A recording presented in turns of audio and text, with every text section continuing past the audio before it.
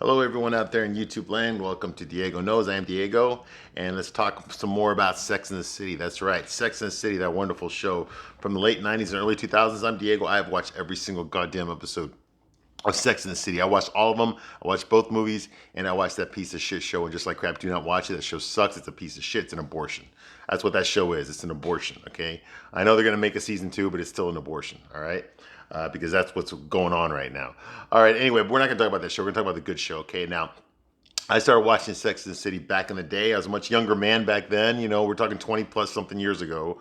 Okay, I was a young man living in a big city, just got out of the Marines. I was going to college during the day. I was working at night. All my friends were like actors and models and comedians and musicians and stuff. You know, we all worked in the industry, lived in a big city. We partied a lot. We drank a lot. We fucked a lot. Yeah, we did all that same stuff that the girls on the show were doing. The only difference is I was a good 10, 15 years younger than the women on the show. But I was doing the same shit they were doing. I was living in a big city. I was doing all that kind of shit too. So, you know, it was a fun show. All the girls that I knew, all the hot girls that I knew were watching Sex in the City.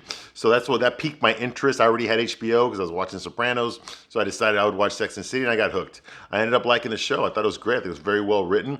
I loved all the characters. I love the fact that they all had different personalities. You know, they're basically all aspects of the same woman. They're Candace Bushel. Okay, they're just 4 different aspects of her personality. She just gave them a name, you know, and a different characterization. But that's basically who they are. So I like that. I like seeing dating from a woman's point of view, from 4 different women's points of view. That was very interesting. I like that a lot. That was something new. Of course, everyone does it now, but that was a pretty new idea back then, you know? So I like that. I like that aspect of it a lot. The only thing I didn't like about the show is I did not like the way they treated the straight guys on the show. These were not straight guys. These were just guys that were trying. They're begging for acting jobs, so they read whatever the fuck the script told them to read, and that was it. Okay, it was not believable. It was not realistic at all. They got the women right. Okay, they did not get the men right. Okay, that's the only problem I have with the show is that they didn't really have any straight men on the show that acted like real people, much less straight men. There were no straight men involved in the creation of the show or anything like that or anything behind the scenes. If you ever look at the documentary stuff, it's all fucking women, middle-aged women, and gay guys. That's all it was, okay? And mostly it was the gay guys, okay? They were writing all the screenplays, directing all the episodes. Okay, that's basically what the show was. So there was no heterosexual men involved in the creation of the show, okay? So and you can tell by watching the episodes, okay? There's nothing in it for us. But I get it. The show was not made for me. I was not the target audience. Okay, I was not the target audience. Okay, it was women. It was middle-aged women, young girls, and gay guys. That was the target audience of this show. So I get it. The show was not made for me, okay? But since they're dealing with heterosexual relationships, that means a man and a woman, okay, they should at least get the men right as well. They got the women right so well. They should at least attempt to get the men right. And they didn't. They did. I mean, every once in a while they did. Every once in a while they did, okay? Not very often, but every once in a while they did get the guys right. And when they do get it right, I mention it here. I say, yep, that's right. A guy would do that, you know? But for the most part, no. Now, in the first couple of seasons, the first 3 seasons, it was basically a one and done. A girl would meet a guy, girl would fuck a guy, girl would dump the guy, all in the same episode. Okay, next episode, rinse and repeat. But now they're not doing that anymore. Now we're in season 6. Yeah, the show's almost over. There's only 3 more episodes after this, and then the show's done. And then they go into the movies, all right? Now the guys are sticking around longer. Okay, there's not any one night stands anymore. Okay, everyone's in a relationship or a pseudo relationship, or they're married. Okay, so you know, you can't really do Sex in the City if people get married, you know, because then there's no Sex in the City anymore. So if any of these women settle down with a guy, there would be no more Sex in the City. Okay, because the show is about, you know, and I think what happened was it's just a natural evolution, you know. The men that they had on the show, like the fans liked certain men on the show. They wanted those men to come back. So the writers were like, okay, let's write for that character then. Everyone seems to like him. Let's bring him back and we'll make him a boyfriend and then we'll make him a husband, and, you know, whatever, you know. So that's what I think what happened. And once you get into that aspect, now you've entered a new realm. Okay, now you're in the fucking relationship area. You're not in the fucking riding the cock carousel area anymore, which is where the show started. Now you're in the relationship area, okay, which is a much deeper thing, you know. So I thought that was interesting how the show shifted from, you know, just fucking guys left and right to, you know, like dealing with relationships. Okay, so I thought that was pretty cool. All right, but I'm going to give you a straight man's point of view here. Okay, I do not censor myself. Okay, if you're easily triggered, if you're a snowflake, okay, if you're easily offended, get the fuck out right now. I'm gonna talk to you the way I would talk to anybody who wanted to talk about this show. Okay, I'm gonna pretend that it's 2004. It's Sunday. It's Sunday. We all watched that episode on Sunday night, and now it's Monday, and I'm going to work. And the girls at work are all talking about Sex and the City, so I jump in there and I give you my fucking 2 cents as well. Straight man's point of view. That's the point of view you never got. Okay, I'm not gonna lie to you here. I don't lie here. I tell you the truth, whether you like it or not. Okay, so if you're easily offended, if you're easily triggered, get the fuck out right now. I'm not gonna spare your feelings. I'm gonna tell you the truth because that's what the world needs, some more truth. Damn it, the truth hurts sometimes, but damn, it's better to know than not know. Okay, than to live your life with blinders on. Okay, I'm gonna give you the truth. Okay, straight up, baby, with no lube. Now, the real question you need to ask yourself is, can you handle it? Can you handle the truth? You need to look deep down inside and ask yourself that question. Can you handle the truth? Because that's what I'm going to give you here. I know you probably ain't going to like it all. Hey, tough titty, kitty. Okay, truth hurts. That's what I'm going to give you here. Straight man's point of view. That's the point of view you never got. Okay, there's no fucking straight men involved anywhere near this fucking show. I was the only one that watched it on a regular basis. I was the only one of my straight friends, straight guy friends, that watched this show on a regular basis. I was the only one. All right. So now that we got that out of the way, okay, let's dive into this. This is actually part 3 of episode 17 of season 6. Episode 17 of season 6. The name of this episode is The Cold War. Of course, obviously that's some Russian connotations here. The Cold War, okay? Season 6, episode 17. This is part 3. This will finish up the episode. I know my last part 2, I got my camera cut out all of a sudden. Damn. So I'm sorry about that. But now I'm going to finish up this episode, and then we're going to go into fucking episode 18, and then 19, and then 20, and then we're done, and then I go into the movies, all right? So yeah, so we're almost done here. We're almost done.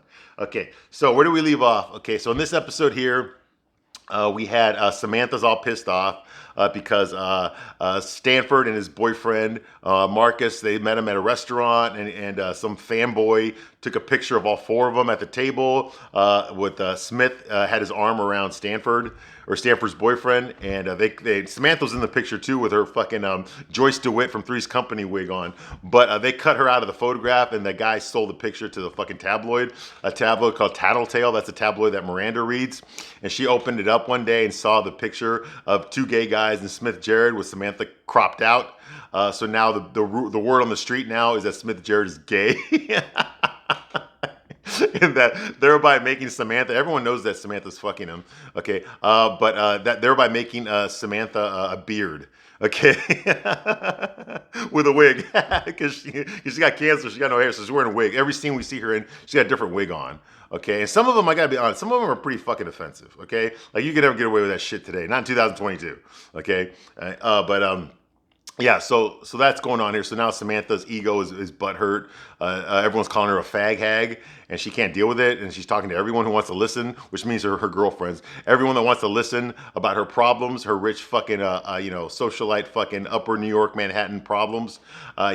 She's afraid everyone thinks she's a fag hag. She went from being Demi to being Liza, okay?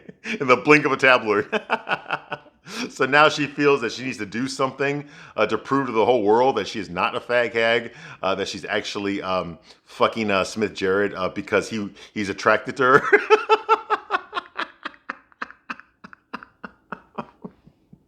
God, that sounds so funny saying that out loud.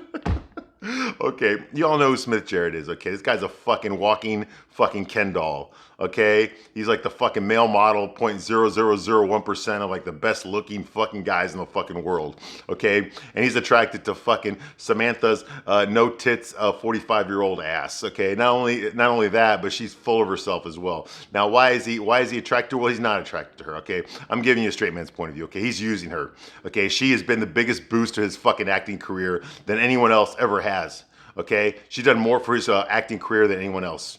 Okay, and he didn't have to pay her a goddamn, she's a publicist, okay, and he didn't have to pay her a goddamn cent. All he had to do was lay the pipe. So he paid the bill in other ways, okay? but the show's trying to give you this impression that he's actually really in love with her, okay? And she just is trying to reject it and like not go there, but she's starting to have feelings for him. Get the fuck out of here with that bullshit. He's fucking using her. I know guys like Smith Jarrett, and they're using women like Samantha. There's not very many guys out there that use sugar mamas. Okay, there's a lot more sugar babies out there that use men, sugar daddies. Absolutely, a lot more of that. Okay, but every once in a while you will find the opposite situation. Okay, and look at the Hollywood tabloids. I mean, it's the same shit going on right now. I can name off several guys that used women to boost their career. You know, Clark Gable was one. Fucking look at this guy named Aaron Taylor Johnson.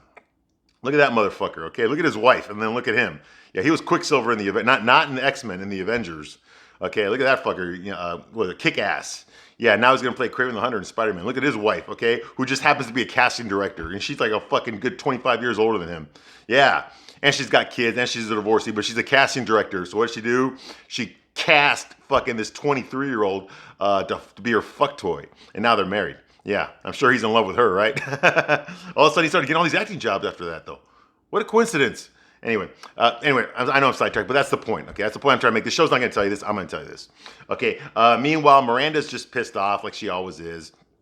She's finally started getting her mail at her new apartment. She moved to Brooklyn with her husband and her family. And she started getting her mail there, and she's excited that she got a tabloid, Tattletale, the tabloid that I mentioned earlier, because she reads it all the fucking time. When she reads it, she tells fucking her husband, you know, get the fuck away from me. You don't exist right now. I'm reading my fucking tabloid. Okay, because that's the kind of woman that she is. That's the kind of person that she is. Okay, she's a piece of shit. I'm sorry, but Miranda's a piece of shit. She really is. I can't believe Steve married it. But like I said, you know, the show belongs in the Sci-Fi Channel. Okay. So anyway, so she found, that's how she found out that Smith Jarrett is gay, and she handed the magazine over to Samantha. Meanwhile, Carrie's dating the Mad Russian. Okay, the ballet dancer who's not a ballet dancer. He's actually an artist on this show. But in real life, he was a ballet dancer. Okay, and Mikhail Baryshnikov, you know, in his fucking tights and doing his spins and shit. You know, whatever. I'm sure he can fucking spread his legs back up too. I still remember him from White Knights. You remember that movie from the 80s? Yeah, remember that? Yeah. Yeah, that's what I remember him from. Anyway, he's a short little motherfucker, communist. But anyway, he's shorter than Sarah Jessica Parker. Yeah, look at him standing up, man. She's taller than him. Anyway, that's her lover, her Russian lover. Okay, that's her boyfriend. And he convinced her to just fucking take 4 days off and not do shit. He'll just lay there in his place, have sex, and he'll pump her full of fucking champagne, and he'll give her foot massages all the time, whatever. So she ignored her friends, so that's a big issue now. That's some serious drama now. She ignored her friends for 4 days because she wanted to fuck her boyfriend the whole time. Anyway, she met some of his acquaintances, his friends, whatever you could say, at a restaurant, okay, and she felt intimidated by them because they know so much about his artwork, and she doesn't know shit about her own boyfriend's fucking artwork, about what he does for a living. She knows nothing about his passions. He never talks about his artwork to her. He never talks about his job to her or anything really about his personal life unless she asks. Like, she didn't know he had a kid until last episode. So she doesn't know shit about her boyfriend. Okay, basically. Meanwhile, he's fucking spending all sorts of fucking, well, he's a millionaire, so he's got a lot more money than she does. He's spending a shitload of fucking money buying her fucking designer dresses, taking her to the opera, taking her to every fucking ethnic town in New York, going out to eat every fucking night, pumping her full of champagne, buying all these gifts for her and shit, you know, and so, and she does nothing for him. Okay, he even massages her feet. Okay, he's even fucking killing mice in her fucking apartment because she lives in a rat-infested apartment. Yeah, he's actually killing the mice and putting the rat poison down in her apartment. Okay, and he's doing all this shit for free, and he's getting nothing in return. Nothing but just the normal stuff that any girl would give her boyfriend. Okay, he has to do all this shit. He has to kill her fucking mice and come over to her house in the middle of the fucking night to do that. And then he's got to take her to fucking go see La Traviata at the Met, you know. And in return, what has she done for him? She took him to McDonald's once. Yeah, that's what she did for him. Okay, and just go with it. Just go with it, okay? I know he fucked every supermodel in the 70s, but now he's with Carrie, so just go with it. Okay, like that would happen in real fucking life. Anyway, okay, so now we're caught up. All right, okay, so Carrie asks her boyfriend if he's willing to meet her friends. Since she met his friends already at the restaurant, she wants him to meet her friends, which is, you know, the quartet. So he agrees to do it, and he does tell Carrie that those are not my friends, those are my business acquaintances. Those are my colleagues. They're not my friends. The only friends that I really have are back in Europe. Okay, well, you're fucking Russian. Why are all your friends in Europe? Who gives? These are one of those artsy-fartsy fucking Euro trash motherfuckers. Anyway, okay, moving right along. So now we're caught up. Okay, so we're in the champagne. Okay, so anyway, where we left off was Charlotte took her dog, Liz Taylor, okay, as well as her Cocker Spaniel, Liz Taylor. I'm sorry. I can't help it. I can't help it. And yes, Liz Taylor was alive in 2004. Okay. Sorry. Okay, so her Cocker Spaniel, she entered in a dog show, but she was on the rag. Yeah, the dog was on the rag, not Charlotte. So so, so they were going to try to disqualify her, but Anthony wanted to disqualify her, so let's just get the fuck out of here. Because all the girls showed up for this dog show, and so did Stanford. Okay, and Shaw decides to compete her anyway. The judge sees the dog bleeding all over the fucking floor and decides to give the dog first place. Okay, so Liz Taylor wins the fucking dog show. Good for her, right? So Shaw's all excited and happy now. Meanwhile, there's a pseudo journalist there. He's some gay guy that's a friend that knows Samantha. He talks to Samantha. Hey, remember me? Blah blah. You know, I'm covering this event. By the way, I was wondering, Samantha. I guess what's his name? His name's Tom. Yeah. Tom asked Samantha. I was wondering, Samantha, could you get me Smith Jarrett's phone number? And she's like, excuse me, I'm fucking him. And he's like, oh, yeah, sure. You know, and walks away. And she's just like, you know, because that's what Samantha does. Okay, yeah, so now she's like seeing it. Like she's a fag hag. She's a beard. She's his beard. Okay, which does happen in real life. I mean, there's a lot of people in Hollywood that are gay. Hollywood has a higher percentage of gay people than like most of society. Okay, and I worked in acting. I worked in theater. Okay, yeah, and, you know, in real life, like gay people only make up like 4 or 5% of the total population in this country. Okay, but if you ever work in theater, okay, it's more like fucking 40 to 60%. Okay, I know. Okay. I was like one of the few straight guys in there, okay? Yes, it is. I think just those industries just attract more of it. Even if you look at like old Hollywood, you'd be surprised how many guys that you thought were straight that fuck the guys, okay? Insane amount, okay? Like Burt Lancaster, you know, even fucking Gary Cooper, even, yeah, Gary fucking Cooper from High Noon, yeah, he was taking it up the ass. You know, and then there's the guys that like did it like for acting jobs. They were straight, but they did it for acting jobs. You know, like Clark Gable, yeah, like Errol Flynn. You know, fucking Tyrone Power was basically fucking gay. He was practically married to Cesar Romero. Okay, yeah. A lot of these like famous leading men. You know, Cary Grant was a fucking gay guy. He lived with his fucking boyfriend for like 11 years. Did you know that? So the theater credit has always attracted a lot of gay people. And see, even today, you know, and the reason they can't come out is because they'll lose their fan base. They'll lose their female fans if they come out, you know, like not today, but back then, you know, so nowadays, like even the straight guys, you know, are pretending to be gay, pretending to be bisexual. Yeah, I'm looking at you, Ezra Miller. Okay, so they can get acting jobs, so that the Hollywood elites will accept them, so they'll be invited to the club, so they'll be invited to the table. You see what I mean? And you got to do that now in order to get acting jobs. Otherwise, you're not in the club anymore. If you don't identify as something other than fucking straight and white. You know, and male, you know, which, you know, male, I guess being a man exists, but being a female, that doesn't exist anymore. It's just a social construct. Go fucking figure. Who gives a shit, right? Okay, anyway, so that's going on here. Okay, so anyway, Samantha is the beard. She feels she needs to do something about it, okay? Okay, so her idea to fix this problem is to do a sex tape. And she tells us Smith that it worked for Paris Hilton. No, it didn't work for Paris Hilton. It didn't work for Kim Kardashian either. What it did do, that they were not professionals. Okay, Paris Hilton was a professional nothing. Okay, Kim Kardashian was a professional nothing. Okay, they were born wealthy. Okay, they were popular like amongst their own crowd. Okay, but outside of Beverly Hills, no one really knew who the fuck they were. Maybe Paris Hilton because of her family. You know, they own all those hotels. Okay, and she was an heiress. But other than those particular group of rich socialite people, no one else really knew who they were. When they did the sex tape, they became infamous. Now the whole world knew who they were. And I've seen I've seen Paris Hilton's fucking sex tape, okay? And it ain't that fucking great, okay? I never saw Kim Kardashian's sex tape because I've never been attracted to Kim Kardashian, okay? So I don't want to fucking see that shit, all right? But that's what made them infamous, okay? Then every fucking 13-year-old girl started fucking following their career, and that's what blew them all up, okay? Kim Kardashian more so than fucking Paris Hilton. But Paris Hilton was a big deal back during this time. This is 2004. She was a big fucking deal back then. All right. So, but you gotta remember, these were not professional anythings. Okay, they were already rich. Okay, they became infamous. They became pop stars. They became paparazzi hounds. Okay, they became fucking media darlings. Okay, they were not ever a professional anything. Again, remember, Samantha is a professional public relations. She owns her own public relations firms. That means she has a list of clients. Okay, that other other publicists would die for.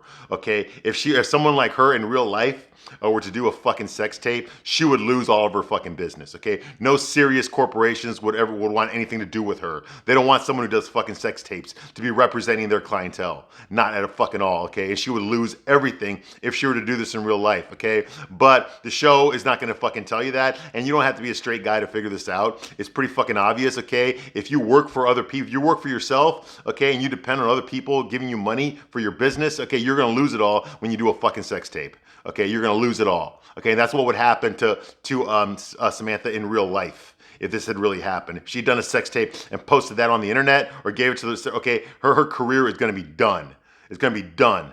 Okay, now someone like Pamela Anderson, well, she was an actress. Okay, she's already a bimbo, as sexy Baywatch actress. So when her sex tape came out, it just made her more infamous. Okay, it just confirmed every fucking hoarding 13-year-old boy who jerked off to Baywatch. Now he could jerk off to her, get it pounded out. Okay, that's a big difference. Okay, now did it help her acting career? She might have gotten some more bimbo job offerings after that. But where is she right now? I mean, she's fucking bankrupt and marrying guys for 72 hours just to pay her bills and then divorcing them right after that. Yeah, you know, and she's over here marrying her fucking bodyguards and divorcing them immediately after that. So yeah, that's what she's doing. Okay, so she didn't really make it. Okay, she never made it as a serious actress because she never was a serious actress. She was just eye candy, and now she's too fucking old. Okay, so her sex tape made her more infamous, but didn't necessarily help her career that much, you know. But if Pamela Anderson had been an attorney, a corporate attorney or something, and shit like that came out, she would have lost all of her clients. She would have been let go. She would have lost her partnership. All that shit would have happened in real life. Okay, and that's what would have happened to Samantha. Her business would have gone to fucking shit. Okay, COVID style. Okay, but of course the show's not going to go there, you know. And now I ask you, if you were, let's say for example, you hired, you know, you spent 50 grand on an attorney, okay, for something. Okay, maybe it was a business venture that you're in or something, and that was your attorney fee was 50 grand. Okay, so that means that your attorney is used to taking fees like that. That means they've got a lot of clients that are used to giving them 50 grand to represent them. Okay, now imagine your attorney shows up in a fucking sex tape. Are you still going to fucking give 50 grand to that attorney from now on? No, you're probably not. You probably don't want that fucking kind of thing. Okay, you don't want to be associated with that. Okay, that's what would happen in real life. This show ain't gonna go there. Anyway, so just go with it, right? Anyway, so she makes a fucking doggy style sex tape. Get it, doggy, because because Liz Taylor is a dog, and also because Charlotte Cocker Spaniel won the fucking dog show. I want to see Liz Taylor's doggy style sex tape. That's what I want to see. That would be awesome. She had orgies too. Yeah, she had orgies when she was making Cleopatra. Yeah, she did. Yeah. While Eddie Fisher was passed out drunk, she was banging. While her husband was passed out drunk, she was banging all her fucking co-stars. Yeah, yeah, that's true. Okay, so anyway, yeah, I want to see those tapes, man. Where the fuck Cecil B. DeMille now? Anyway, okay. Anyway, so yeah, so she does a doggy style sex tape. Okay, and she has a script basically for Smith. She's, I want you to say, what is it here? She's like, she wants to set the record straight. Okay, and it worked for Paris Hilton. You know, Smith. He's like, I don't care, Samantha. I don't care if people think I'm gay. And she's like, it's not about you. Now, when we get going, I want you to say, Samantha Jones, you're one great piece of ass. I could fuck you all night, Samantha Jones. See, that's even worse. Okay, name dropping.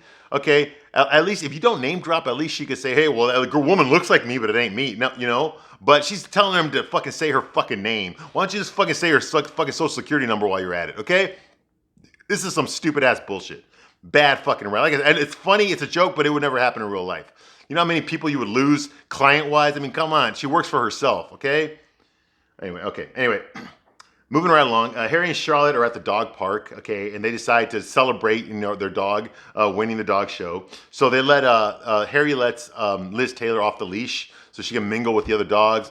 And immediately some fucking schnauzer dog starts fucking her right there in the dog park. And that gets all the other dogs excited. So all the other dogs are going over there to get their turn, basically to ride the train on her. Okay. And yes, it is a schnauzer. So yes, I got the reference. Okay. Lady and the Tramp. Yeah, I get it. Okay. That dog, that's the same kind of dog. Oh, Butch was a mutt in that movie. But he was a schnauzer mutt. Some sort of a terrier mutt. Looks exactly like this fucking dog does. Okay, and of course, Lady was a Cocker Spaniel, just like Liz Taylor is. Okay, here, so of course, it's Lady and the Tramp. Okay, and now Charlotte's losing her shit. Oh my God, stop it, hurry, do something! No, do something, hurry now! Anyways, yeah, so Liz Taylor got gangbanged. Okay, and no, it wasn't the first time. All right, yeah, and that's a fact. Okay, the dog got fucking gangbanged as well. All right, so that's going on here. Meanwhile, the girls are at they're at this restaurant called Asia de Cuba. Okay, and they're all getting shit faced. They're all drinking Cosmos. Okay, and they're supposed to meet Alex. Supposed to meet them there. Okay, so they're all dressed up for him. Fucking Samantha's wearing a fucking Pam Grier. Yeah, Cleopatra Jones fucking wig on. Yeah, you don't want to talk about offensive. She got a fucking afro. Okay, that would make Pam Grier jealous.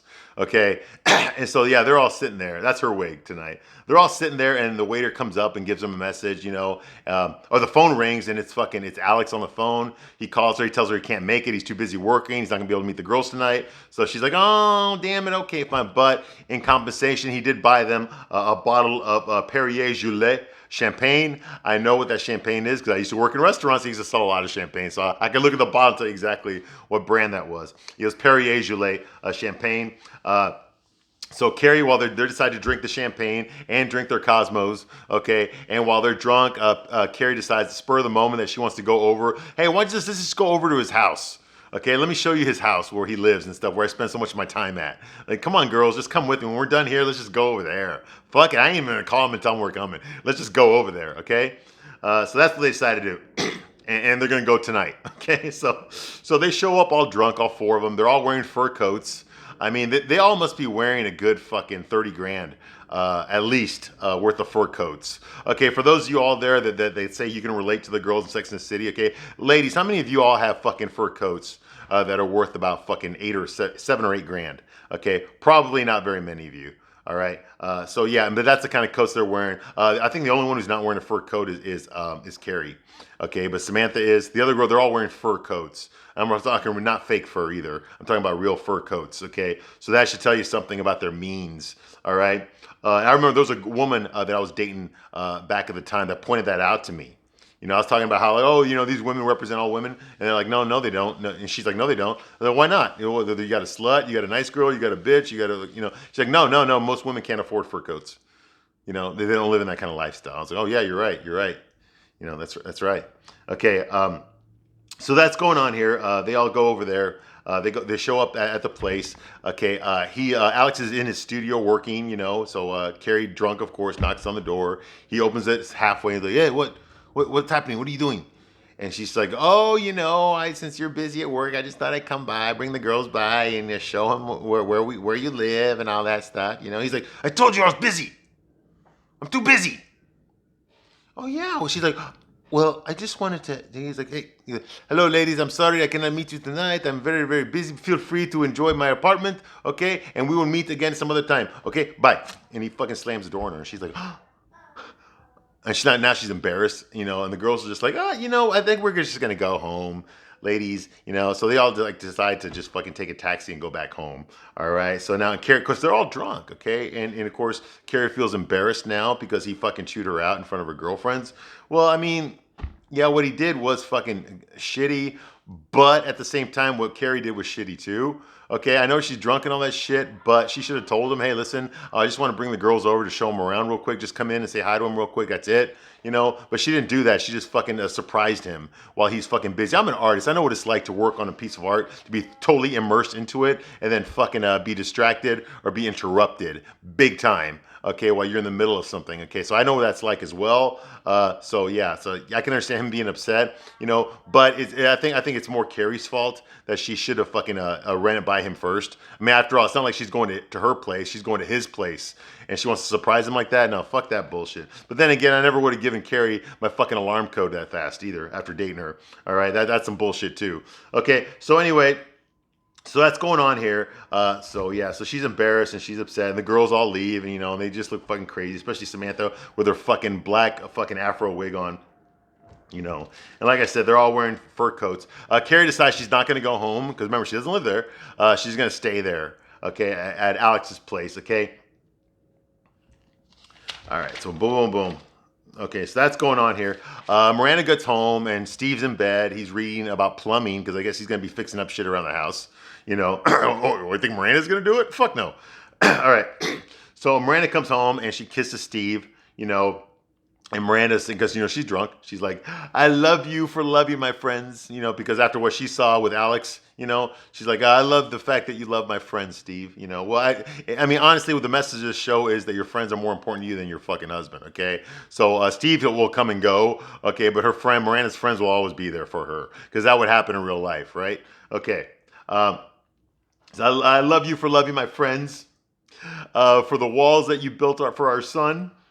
Because he was building walls, for his son's room, and for the cheesecake and the cannolis, which are the treats that he brought for her when Carrie came over. He brought them some stuff to eat and to feed their fat ass with, and for the cheesecake and for the candy, And by the way, for the record, okay, guys, when you do that shit, it doesn't work. It's not going to have your woman keep you around. It's not going to keep your woman around. Do that stuff spontaneously because you want to. Don't do it because you feel you have to, or else you'll lose her. If you're in a relationship where you feel you have to do this stuff all the time, or else your girlfriend, your wife's going to leave you, then you're not in a fucking relationship. Okay, get the fuck out right now. Okay. Anyway, that shit doesn't work. All right. Steve's like, well, now what? Because guess what, sweetheart? I set up your internet too. She's like, oh, so that gets her all fucking wet. So now she wants to fuck. Okay, remember when they were in that retreat in that fucking that log cabin out in the woods?